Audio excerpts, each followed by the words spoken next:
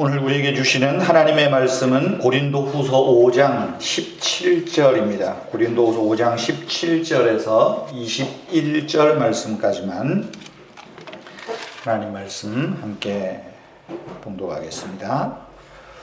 고린도후서 5장 17절에서 21절까지 우리 다 같이 한 목소리로 하나님 말씀 읽겠습니다. 그런즉 누구든지 그리스도 안에 있으면 새로운 피조물이라. 이전 것은 지나갔으니 보라 새 것이 되었도다. 모든 것이 하나님께로서 났으며 그가 그리스도로 말미암아 우리를 자기와 화목하게 하시고 또 우리에게 화목하게 하는 직분을 주셨으니 곧 하나님께서 그리스도 안에 계시사 세상을 자기와 화목하게 하시고 그들의 죄를 그들에게 돌리지 아니하시고 화목하게 하는 말씀을 우리에게 부탁하셨느니라. 그러므로 우리가 그리스도를 대신하여 사신이 되어 하나님이 우리를 통하여 너희를 권면하시는 것 같이 그리스도를 대신하여 간청하노니 너희는 하나님과 화목하라. 하나님이 죄를 알지도 못하신 이를 우리를 대신하여 죄로 삼으신 것은 우리로 하여금 그 안에서 하나님의 의가 되게 하려 하심이라. 아멘.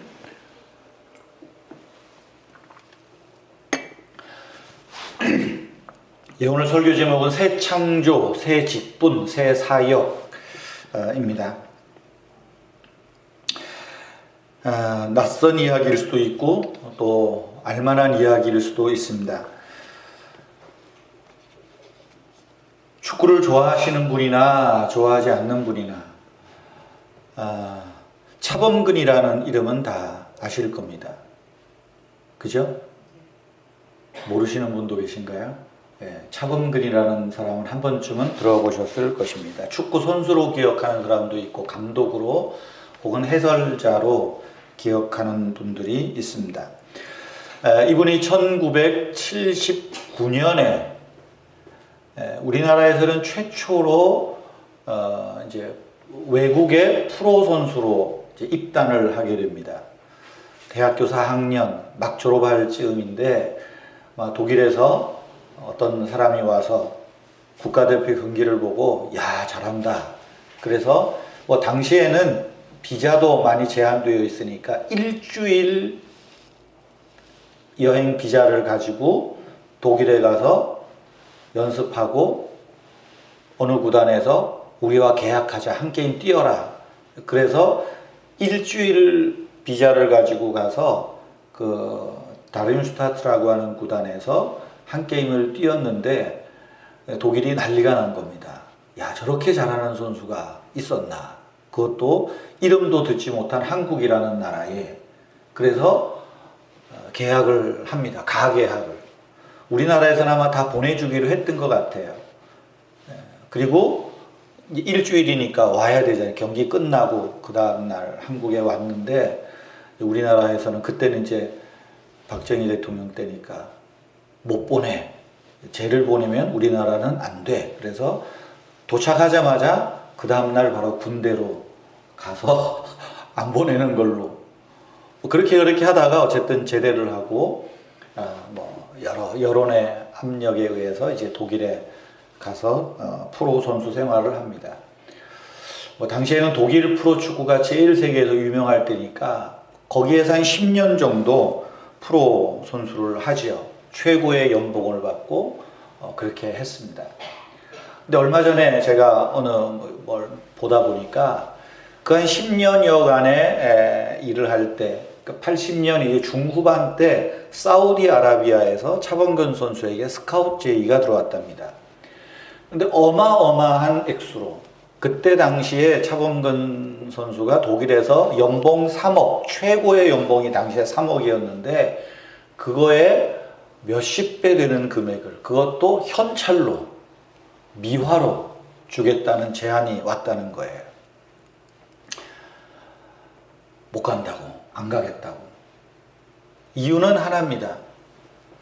내가 돈을 보면 가겠지만 내가 독일이라는 나라에 와서 선진 축구를 하다 보니까 새로운 세계에서 지금 축구를 하는 거예요. 근데 사우디로 가는 거는 다시 옛날 세계로 돌아가는 듯한 느낌이 든다는 거죠. 그래서 못 간다고. 안 가겠다고. 나는 돈보다 더 중요한 이 새 세계에서 좀 축구를 배우고 더 해야 된다. 그리고 이제 은퇴할 즈음이 되어서 80년 후반이죠. 이제 89년에 은퇴를 하고 우리나라에 90년인가 왔으니까 이제 그때는 독일에서 코치 제안을 하면서 독일 시민으로 귀화할 여러 조건들을 제시했답니다. 당신이 독일로 귀화를 하면 뭐 이렇게 되고 국가대표 감독도 할 수 있고 뭐 여러 제안이 왔겠죠. 가족들은 독일에서 태어나고 했으니까 아내를 빼고는 다 독일 생활에 만족하고 그렇게 독일에서 살았으면 했답니다. 그때 차범근 선수가 또 이런 지하에 거절을 했답니다. 나에게는 사명이 있습니다. 내가 독일에 온 거는 이 독일의 새로운 축구 시스템, 새로운 축구 훈련 방법, 이거 여기서 기술을 배우고 지도력을 잘 배워서 우리나라로 돌아가서 거기에서 내가 축구를 가르칠 그 사명 때문에 이 10년 동안 여기서 축구 생활을 한 것이라고. 그러면서 독일의 귀화 제안도 거절했다고 합니다. 그리고 은퇴하면서 조금 더 뛰어도 되지만 좀 일찍 은퇴를 하고 우리나라에 들어왔습니다. 그리고 우리나라에 들어와서 제일 먼저 한 일이 어린이 축구 교실을 시작을 한 겁니다. 어릴 때부터 공하고 좀 재밌게 노는 걸 안 가르치면 이거는 한국 축구의 미래가 없다. 그렇게 해서 차범근 축구 교실이 시작이 되었고 오늘날까지 그 차범근 축구 교실은 이어지고 있습니다. 지금도 우리나라에서 내노라 하는 선수들 뭐 이동국이든 박지성이든 요새 뭐 한참 잘 나가는 누구예요? 여기 손흥민이든 다 차범근 축구 교실에서 하나씩 상을 받았던 친구들입니다. 갑자기 뜬금없는 축구 얘기죠. 오늘 이게 성경과 무슨 상관이냐?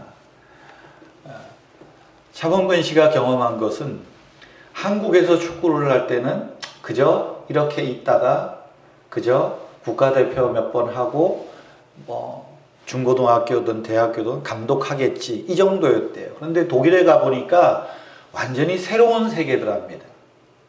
한국에서는 자기 유니폼, 자기 축구화 자기가 다 청소하고 닦고 빨고 해서 입었는데 처음 독일 축구 시합 나갈 때 라커룸, 선수 대기실이죠. 탁 갔더니 선수 개개인 옷장이 다 있고 팬티부터 신발, 유니폼, 연습복까지 쫙 옷걸이에 걸려 있더래요. 놀란 거죠. 이게 뭐지? 완전히 새로운 세계였답니다. 축구 경기가 끝나면 한국에서는 국가대표라도 자기가 옷을 빠는데 그 옷 빠는 사람이 있대요. 다 걷어가지고. 그분이 몇 년 전에 독일 가서 그 프랑크푸르트 축구팀에서 선수들 세탁하다가 은퇴하신 분을 만나서 우는 장면이 너무 고마워서 그게 유튜브에도 한번 소개되더라고요. 그러니까 새로운 세계를 경험한 겁니다. 그리고 그 새로운 세계에서 새로운 사명을 발견한 것이죠.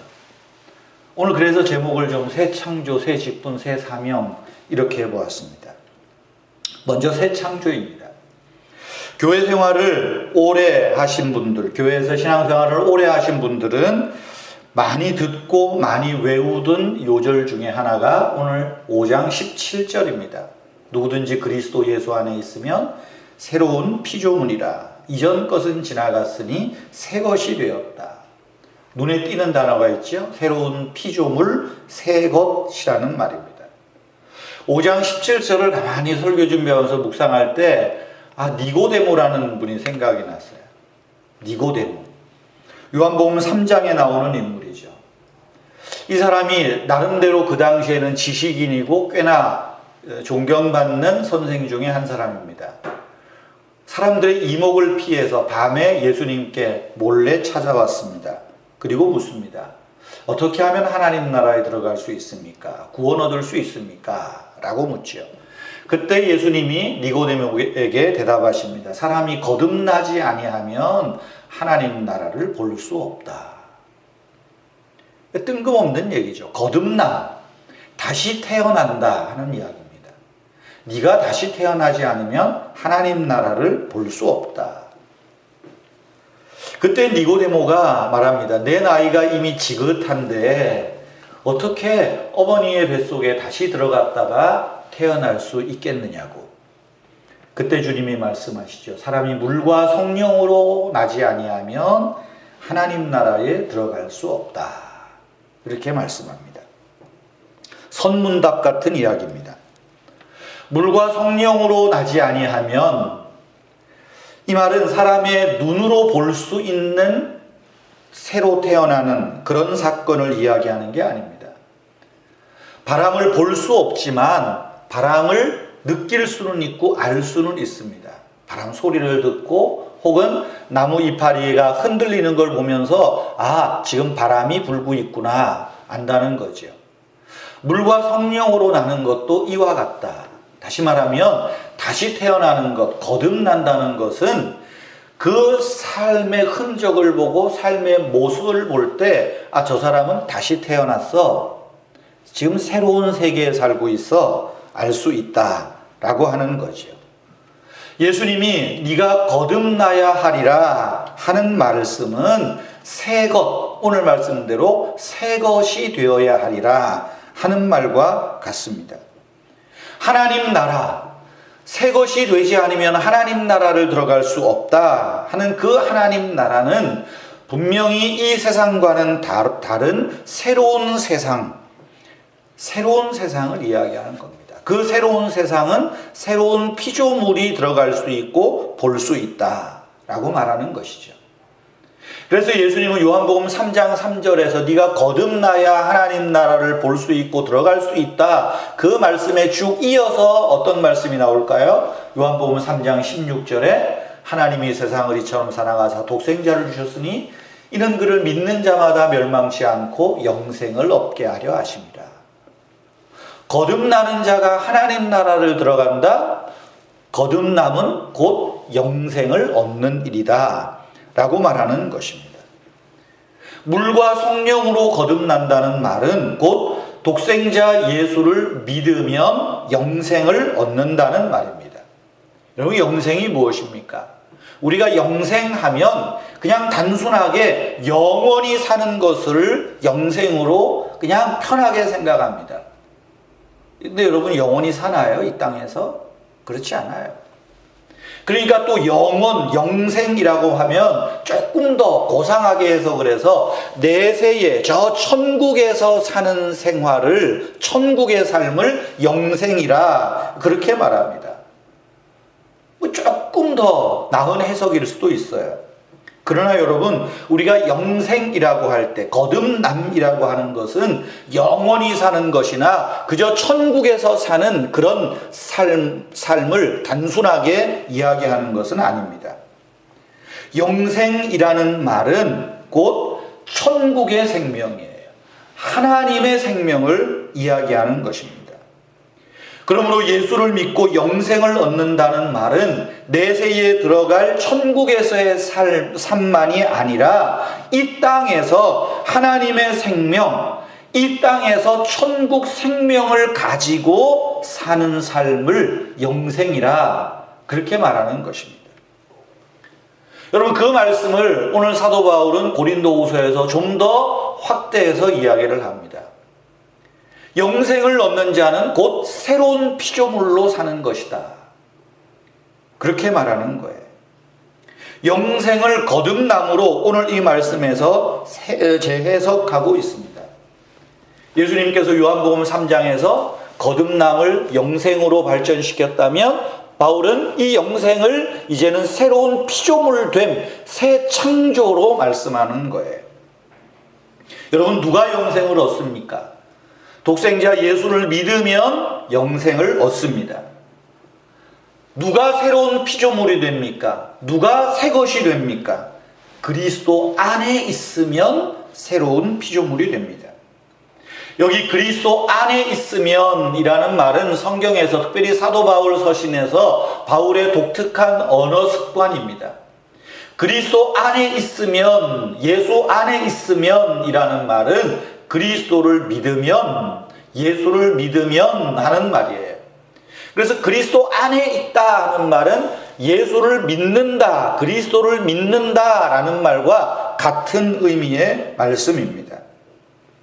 그리스도 안에 있는 사람은 그리스도를 믿는 사람입니다. 그리스도를 믿는 사람은 그리스도 안에 있습니다. 그리스도와 함께 사는 사람입니다.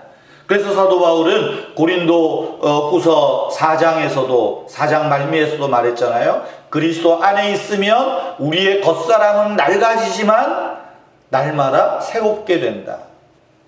우리의 몸은 낡아질지 모르지만 그리스도 안에서 우리는 새로운 창조물, 새로운 피조물로 산다라고 말하는 것입니다. 여러분, 우리가 새로운 피조물이라고 말하는 것은 단순히 어떤 육체가 회춘하는 의미가 아니라 새로운 시각을 가지고 새로운 세상을 살아간다라는 말입니다. 마치 차범근 감독이 독일에 가서 새로운 세상을 보고 그 새로운 세상에 적응하는 것과 마찬가지라는 거예요. 그리스도를 믿을 때 새로운 피조물로 창조됩니다. 그리스도 안에서 성도는 새 것이 됩니다. 그러므로 새 창조 세계에서 새로운 피조물인 저와 여러분에게는 새로운 삶이 요구된다는 말씀이에요. 여러분, 제가 만약에 어디 외국으로 많이 안 가는 저 북유럽 같은 나라에 이민을 가서 산다고 하면 어떻게 되겠어요? 이 대한민국에서 살았던 모든 삶의 습관들, 버릇들은 다 버려야 돼요. 그럼에도 불구하고 나오지요, 습관들이. 그러나 그곳에 가서 그 사람들의 언어를 배워야 되고 문화를 배워야 되고 예의를 배워야 되고 생활 습관들을 배우고 또 그들과 같이 그렇게 살아야 됩니다. 예수를 믿어서 새로운 피조물로 창조된 사람은 비록 우리가 이 땅에 살지만 천국 시민으로서의 언어, 생활, 습관, 예의, 문화 이런 방식으로 사는 거예요. 그것이 새 창조 세계에서 사는 새로운 피조물이라는 것입니다. 때문에 사도 바울은 고린도 교인들을 향해서 그리스도 안에 있는 사람은 새로운 피조물이요 새 것이라고 말하는 것은 세상의 유행이나 관습에 순응하지 말고 복음의 새로운 눈으로서 복음을 가진 그리스도를 소유한 새로운 사람으로서 새로운 피조물로서 세상을 바라보라고 호소하는 것입니다. 두 번째로 새로운 직분입니다. 그렇다면 예수 안에서 예수를 믿음으로 새로운 피조물 된 저와 여러분에게 새로운 신분이라고 말할 수 있고 오늘 본문에 따라서 새로운 직분이 주어져요. 그 직분이 무엇일까요? 오늘 20절 말씀에 보면 그러므로 우리가 그리스도를 대신하여 사신이 되었다. 그렇게 말합니다. 사신, 대사라는 말입니다. 대사. 외국에 나간 대사는 그 대사를 파견한 나라에서 공적인 업무를 가지고 파견되잖아요. 근데 공적인 일뿐만 아니라 그 대사가 말하는 모든 일거수일투족은 이 나라를 대표하는 거죠. 대통령을 대신하는 겁니다. 새 창조 세상에서 새로운 왕, 예수 그리스도가 평화의 왕으로 등극하시지 않으셨습니까? 그 새 왕에게는 새 대사가 필요한 거예요. 새로운 사신, 그 사신이 누군가? 그리스도 안에 있는 새로운 피조물 된 저와 여러분입니다. 새로운 피조물인 저와 여러분은 이제 예수님께서 옛 세상으로 보낸 대사, 사신이라 오늘 성경은 말씀합니다. 우리는 그리스도를 대표하여 대신하여 새 하늘과 새 땅의 나라를 위해서 그 새 하늘과 새 땅을 세상에 소개하는 자로 보여주는 자로 하늘나라의 대사의 그 직분을 가지고 있다는 사실입니다. 새롭게 즉위한 군주가 내린 메시지를 들고 우리는 이 세상에 보냄받은 그리스도의 사신이라는 것입니다. 우리가 예수를 믿으면 하나님의 자녀가 된다, 하나님의 백성이 된다, 뭐 신분에 관한 이야기죠. 근데 오늘 고린도후서 5장에서는 좀 이 신분을 조금 더 구체적으로 직분의 이야기로 우리를 사신이 되었다, 우리는 대사다라고 말씀합니다. 그러면 여러분, 새 직분에 맡겨진 새로운 사명은 무엇입니까? 화목함입니다. 오늘 5장 17절부터 20절까지의 주된 메시지는 사실은 화목이에요. 화목. 새 창조는 하나님과 우리가 화목하게 된 새 창조요. 이 새로운 직분은 바로 하나님과 우리가 화목할 뿐만 아니라 세상과 화목을 이루도록 그 화목의 사명을 우리에게 주셨다는 것입니다. 18절 말씀 보세요. 모든 것이 하나님께로 났으며 그가 그리스도로 말미암아 우리를 자기와 화목하게 하시고 우리에게 화목하게 하는 직분을 주셨다. 그리스도를 대신한 직분이 뭡니까? 화목의 직분이라. 그리스도가 이 땅에서 오셔서 하신 직분, 그 직분의 일이 뭐예요? 하나님과 우리를 화목하게 하시려고. 화목함을 위해서 십자가에서 죽으시고 십자가에서 고난을 당하신 거예요. 그 화목을 이루신 주님께서 그리스도를 대신한 화목의 일을, 그 직분을 우리를 대사로 임명하시고 그 직분을 우리에게 주셨다는 것이죠. 19절 말씀에서는 말하죠. 20절 19절 이후에 빠졌을까요? 19절에 보시면 화목하게 하는 말씀을 우리에게 부탁하셨다, 그렇게 말해요. 화목하게 하는 직분을 주시고 화목하게 하는 말씀을 우리에게 부탁하셨다. 여러분, 우리가 새 사명인 화목을 잘 감당해야 됩니다. 새 사명자로서 새로운 직분을, 우리가 이 화목을 잘 감당하려면 우리가 하나님과 화목하기를 힘써야 돼요. 20절 말씀에 너희는 하나님과 화목하라, 그렇게 말하죠. 하나님과 화목하라. 5장 1절 말씀에, 로마서 5장 1절에 예수 그리스도로 말미암아 하나님과 화평을 누리자, 역시 화목하라는 말이에요. 화목, 화평, 평화, 평강 같은 의미의 말씀이죠. 그리스도 안에서 하나님과 화평을 누리는 자가 새 창조 속에서 사는 것입니다. 여러분, 예수를 믿으면서 우리가 하나님 자녀라고 하면서 여전히 하나님과 막힌 것이 있고 하나님과 불편하고 하나님과 뭔가 전쟁을 하는 것 같습니까? 새로운 피조물 된 우리의 모습이 아닙니다. 하나님과 막힌 것이 없는지, 하나님의 은혜 앞에 나가서 날마다 겸손하게 하나님 은혜 앞에 나를 세우는 것, 그것이 하나님과 화평을 누리는 것입니다.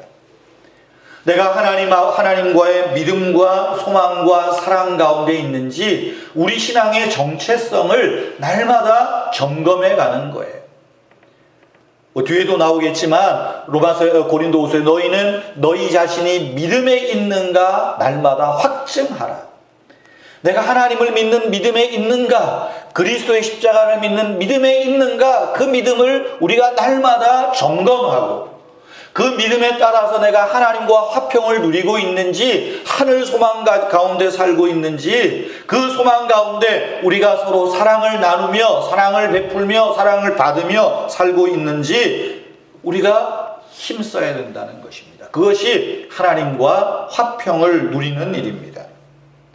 더 나아가서 우리는 화목의 메시지를 잘 전달해 가야 됩니다.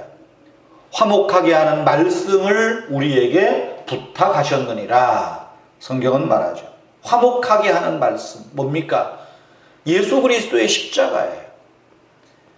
화목하게 하는 말씀, 그리스도께서 하나님과 우리를 화목하게 하셨다.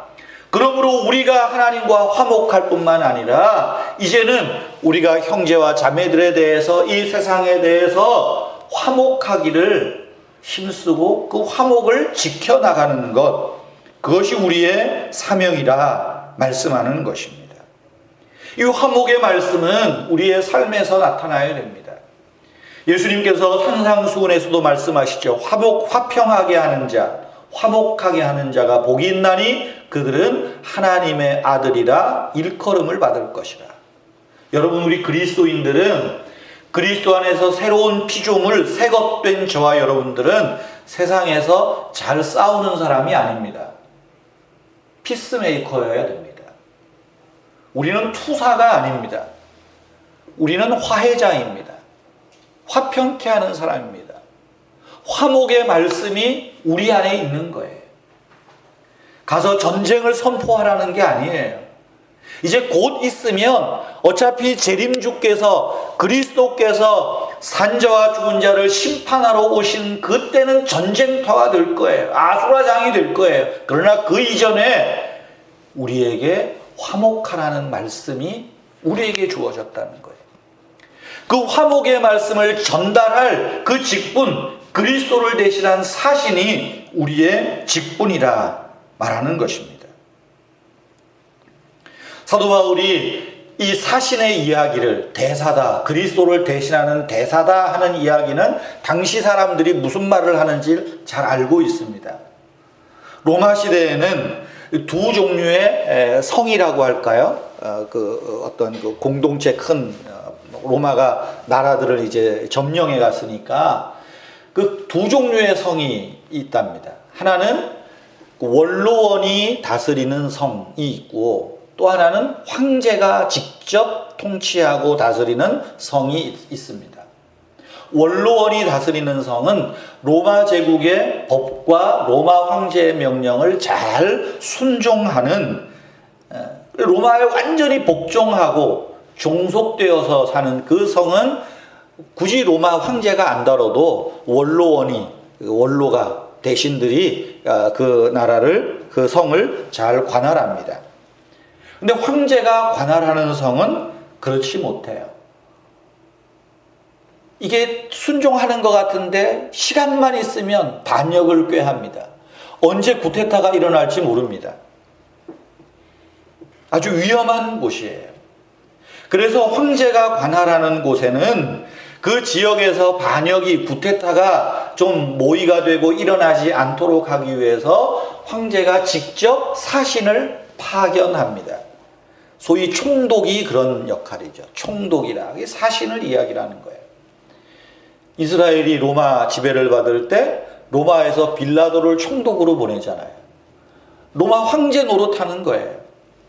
그래서 거기서 끊임없이 이스라엘을 누르고 또 적절히 융합 정책을 펴고 자기 사람들로 만들어 가는 것이죠. 그러니까 황제를 적대시하는 나라에 사신을 보낸다 하는 말입니다. 우리가 그리스도를 대신한 사신이라는 말은 그 말과 같아요. 우리가 이 세상에 그리스도의 사신으로 화목하게 하는 직책, 화목하게 하는 말씀을 가지고 세상에 나간다는 것은 세상이 예수님에게 호락호락하지 않아요. 예수 믿는 우리에게 그저 순응하고, 우리 예수 믿는 사람을 잘 보고 그저 칭찬하고 그런 세상이 아니라는 것입니다. 우리가 파견된 이 세상은 로마 시대의 황제가 통치하는 그런 세상이에요. 언제든지 반역하고 패역하고 쿠데타가 일어나고, 할 수 있으면 예수를 공격하고 교회를 공격하고 교회를 무너뜨리려고 하는 그 세상에 우리가 그리스도의 대사로 파견되었다라고 하는 것입니다. 그런데 그리스도로 우리를 반역하는 이 세상에 파견된 우리가 그들과 똑같이 맞짱 뜨고 싸우는 것이 아니라 뭐 하라고요? 화목하게 하라는 거예요. 화목한 직책. 그들을 위해서 우리가 죽어져야 한다면 죽어지고, 밟혀져야 한다면 밟혀지고, 그 말씀이 이제 6장에 가면 또 나와요. 6장에 가면. 그래서 바울이 매를 맞고 고난을 당하고 없는 것 같고, 그래도 그리스도의 십자가, 화목하게 하는 말씀을 전하는 거죠. 그러니까 미쳤다는 소리를 듣는 거 아니겠어요? 사랑하는 성도 여러분, 우리는 이 세상에서 싸움꾼이 아니라 화해자라는 사실을 잊어서는 안 됩니다. 그것이 우리의 직분입니다. 그것이 하나님 자녀된 우리의 모습이어야 한다는 사실입니다. 사랑하는 성도 여러분, 저와 여러분들은 예수 그리스도를 믿음으로 그리스도 안에서 새로운 피조물로 창조되었습니다. 우리에게는 새로운 세계가 열린 거예요. 세상과는 다른 세계 속에 우리는 살고 있는 것입니다. 이 창조 속에서 우리는 새로운 직분을 가졌습니다. 그리스도를 대신한 사신입니다. 그리스도를 대표하는 사신입니다. 하나님 나라를, 천국을 대표하는 어쩌면 정권을 가지고 있는 하늘나라의 대사라는 사실을 잊어서는 안 됩니다.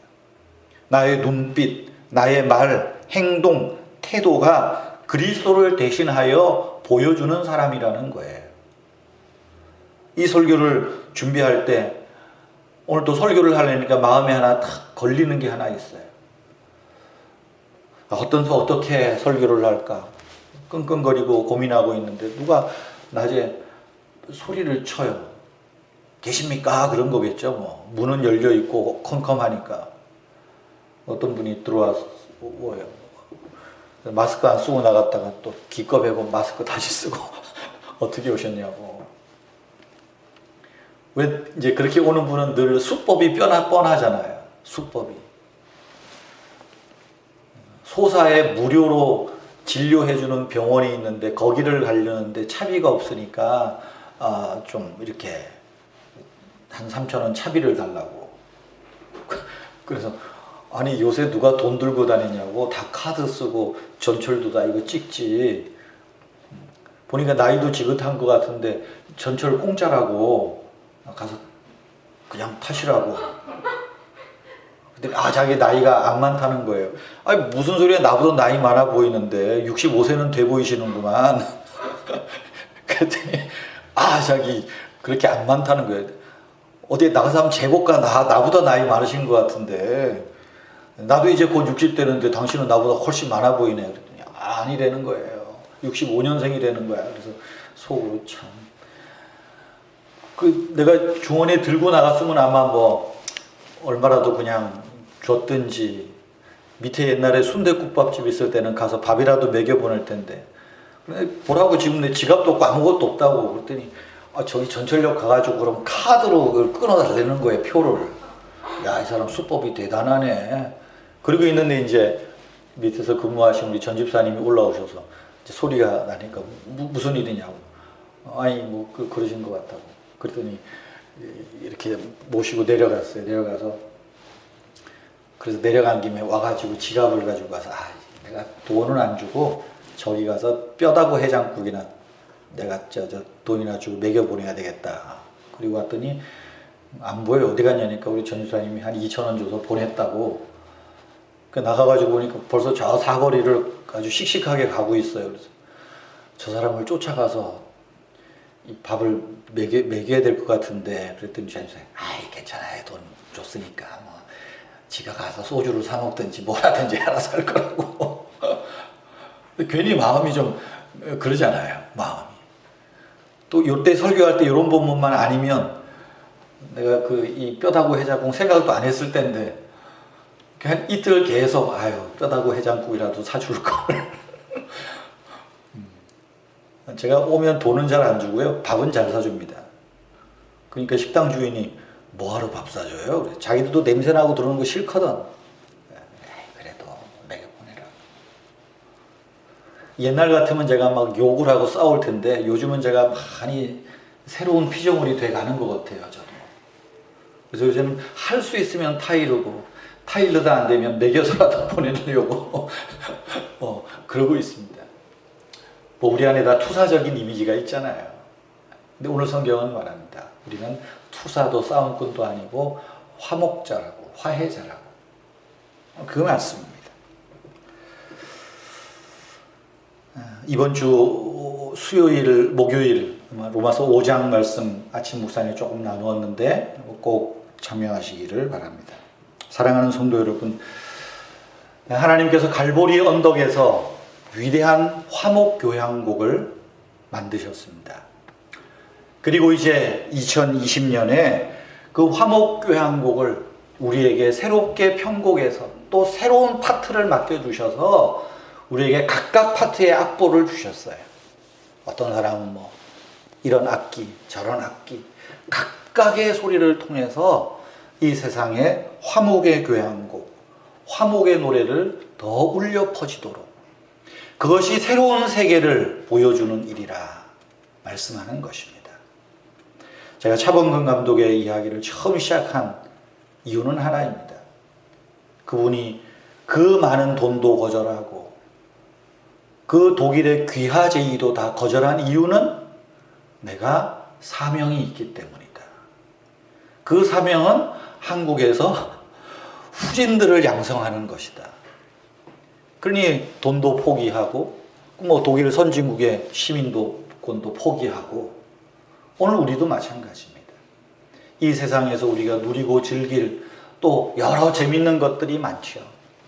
그러나 우리는 그것을 따라가는 것이 아니라 우리에게 주신 사명, 화목하게 하는 직분, 그리스도를 대신하는 사실, 이 화목의 직분, 화해자의 직분, 이 직분 가지고 우리가 사는 세상 속에서 그리스도의 새로운 피조물로 새로운 피조물 됨을 나타내는 저와 여러분 되시기를 주님의 이름으로 축복합니다. 우리 함께 찬송하겠습니다. 우리가 지금은 나그네 되어도 508장입니다.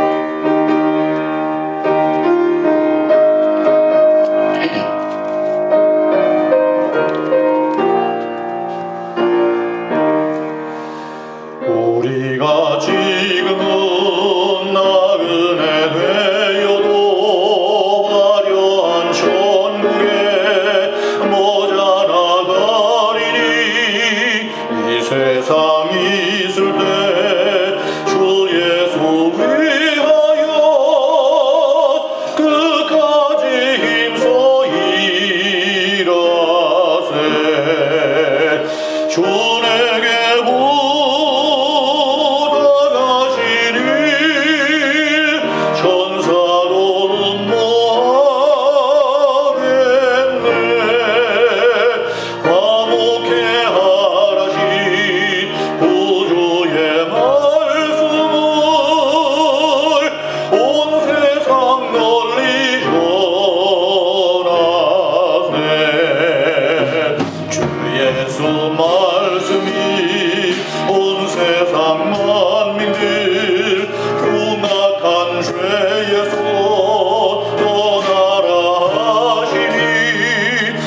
말씀 듣고서 새 생명 얻으라.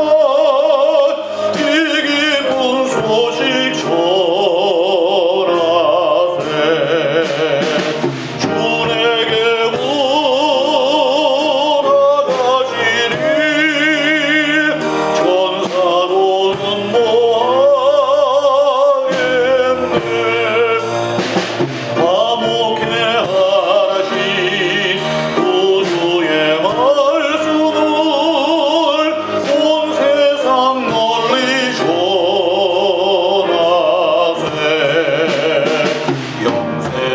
화목해 천국에 갈 길을 만 백성 알도록 나가서 전하세.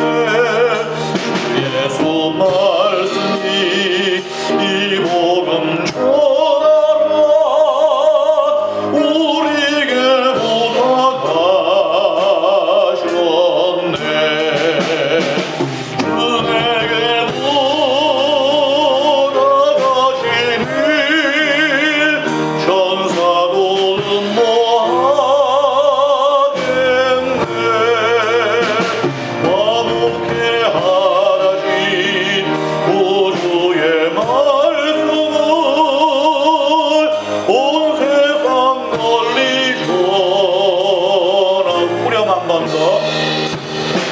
주 내게 부탁하시니 천사로는 뭐하겠네. 화목해 하라신 구주의 말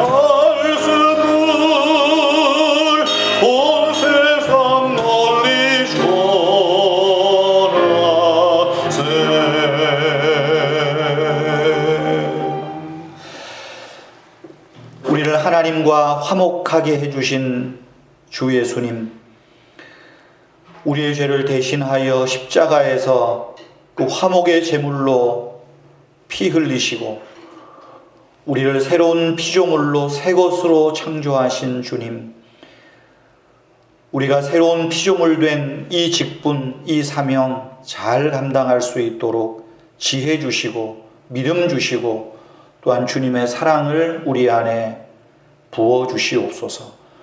화목하게 하는 직분, 화목을 화목하게 하는 이 말씀 우리가 가졌사오니 주님, 우리가 이 세상에서 화목을 이루는 자로 살아가게 하여 주시옵소서. 하나님과 화목을 이루며 또 가족 안에서 또 형제와 자매들과 성도들과 더 나아가서 이 세상에 우리가 마주대야 하는 모든 이들과 더불어 화목을 힘쓰는 우리 은혜의 교회 모든 성도님들 되게 축복하여 주시옵소서. 주 예수 그리스도의 은혜와 하나님 아버지의 크신 사랑과 성령님의 위로하시며 교통하시며 능력 주심이 오늘도 화해자로 세상에 나아가는 사랑하는 성도님들과 그 가정 위에 주님의 몸된 교회 위에 항상 함께 있을지어다. 아멘.